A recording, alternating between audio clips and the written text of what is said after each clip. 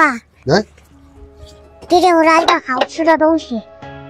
这什么包子啊？不是包子，这什么？是烧麦。烧麦啊？哎，烧麦是什么？烧麦这包子一类的一些东西，包子是捏，也是跟这差不多，皮是厚一点。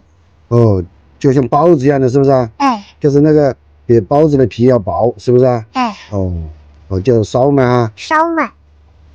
你还没吃吗？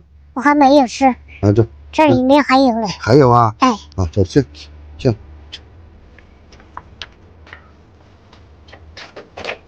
你也吃，